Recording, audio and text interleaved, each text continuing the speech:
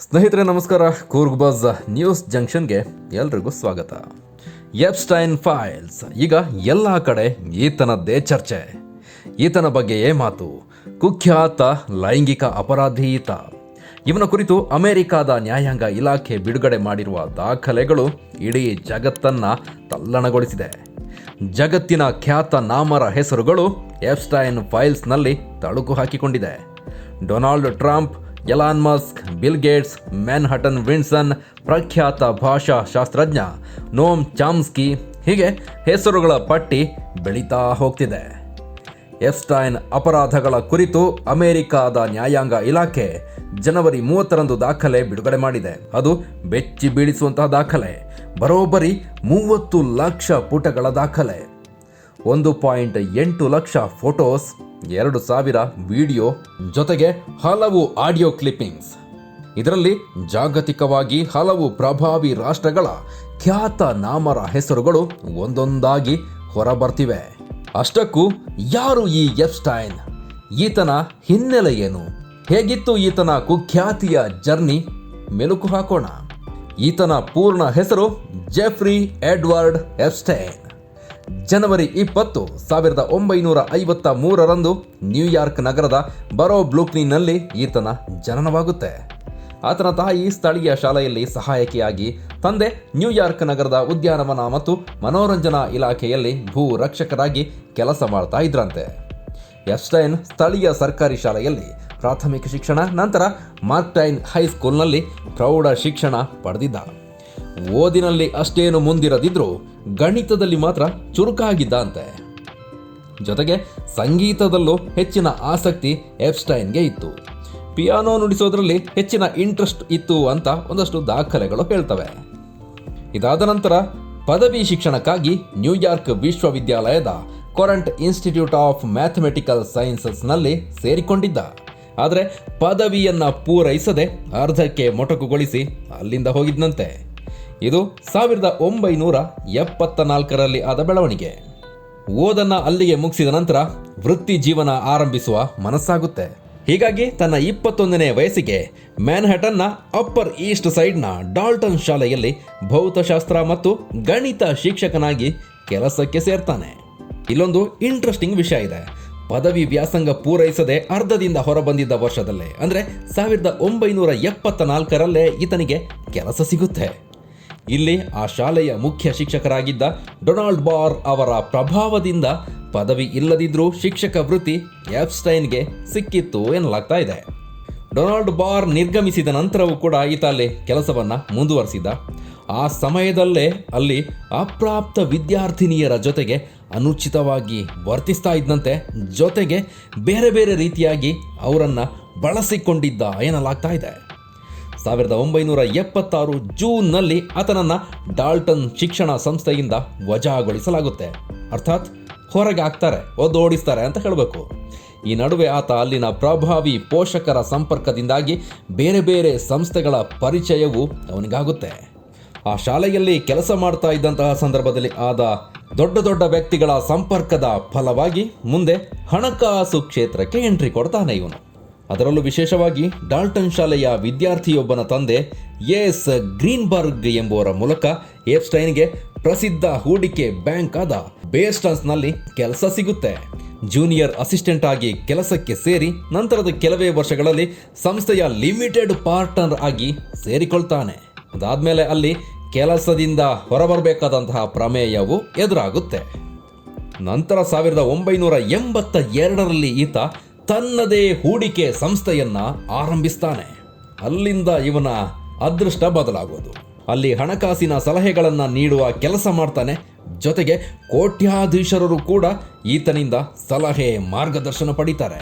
ಹೀಗಾಗಿ ಬರ್ತಾ ಬರ್ತಾ ದೊಡ್ಡ ದೊಡ್ಡ ವ್ಯಕ್ತಿಗಳ ಒಡನಾಟ ಹೆಚ್ಚಾಗುತ್ತಾ ಹೋಗುತ್ತೆ. ಆತನ ಜೀವನ ಶೈಲಿ ಕೂಡ ಬದಲಾಗುತ್ತೆ. ಪಾರ್ಟಿ, ಮೋಜು, ಮಸ್ತಿಯಲ್ಲೇ ಹೆಚ್ಚಿನ ಸಮಯ ಕಳೀತಾನೆ ಈತ. ದೇಶ ವಿದೇಶಗಳ ಪ್ರಖ್ಯಾತರ ಸಂಪರ್ಕ ಆ ಸಂದರ್ಭದಲ್ಲಿ ಈತನಿಗೆ ಬೆಳೆಯುತ್ತೆ. ಅಲ್ಲಿ ಭರ್ಜರಿಯಾಗಿ ಹಣ ಮಾಡಿ ಅದರ ನಂತರದಲ್ಲಿ 1990ರ ದಶಕದಲ್ಲಿ ಬೇರೆ ಬೇರೆ ಕಡೆ ದ್ವೀಪಗಳನ್ನು ಖರೀದಿ ಮಾಡ್ತಾನೆ.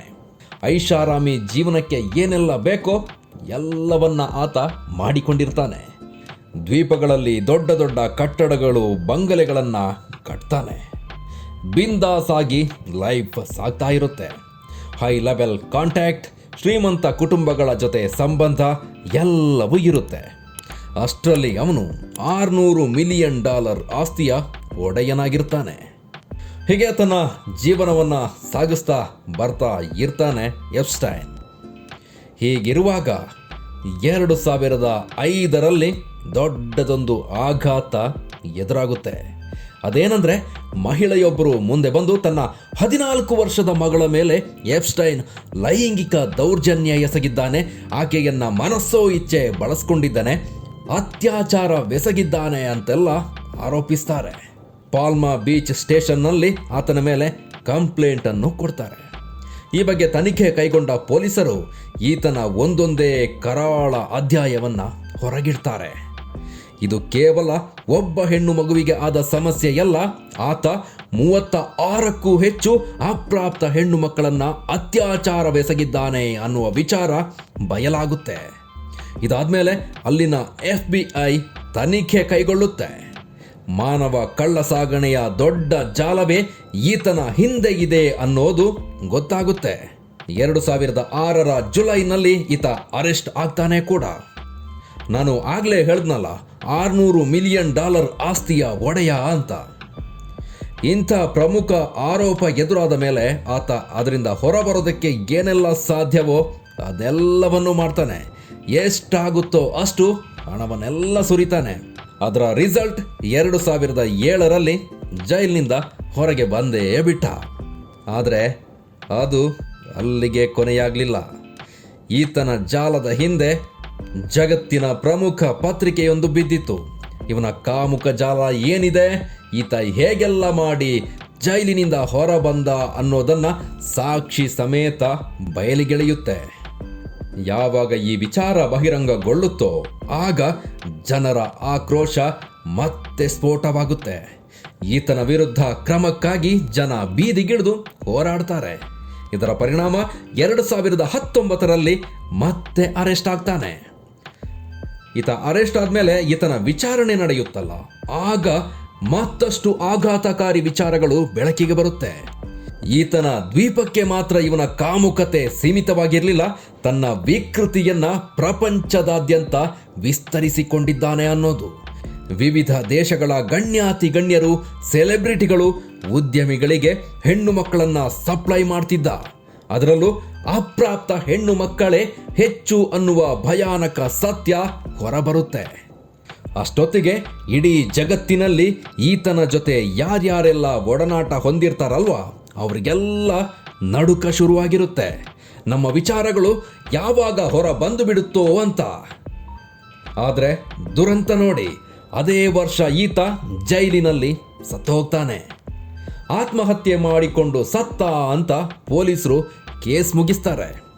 ಆದರೆ ಆತನ ಸಾವಿನ ಬಗ್ಗೆ ಈಗಲೂ ಜಗತ್ತಿನಲ್ಲಿ ದೊಡ್ಡ ಪ್ರಶ್ನಾರ್ಥಕ ಚಿಹ್ನೆ ಇದೆ.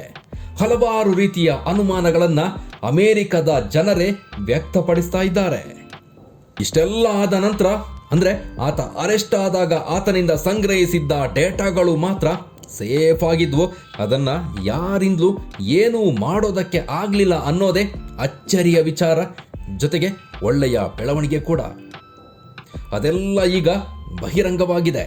ಅಮೆರಿಕಾದ ನ್ಯಾಯಾಂಗ ಇಲಾಖೆ ಇದನ್ನು ಬಹಿರಂಗಗೊಳಿಸಿದ್ದು ಬರೋಬ್ಬರಿ 30 ಲಕ್ಷ ಪುಟಗಳ ದಾಖಲೆ, 1.8 ಲಕ್ಷ ಫೋಟೋಸ್, 2000 ವಿಡಿಯೋ ಇದರಲ್ಲಿದೆ. ಜೊತೆಗೆ ಒಂದಷ್ಟು ಆಡಿಯೋ ಡಾಕ್ಯುಮೆಂಟ್ ಕೂಡ ದಾಖಲೆಗಳಲ್ಲಿ ಸೇರ್ಕೊಂಡಿದೆ.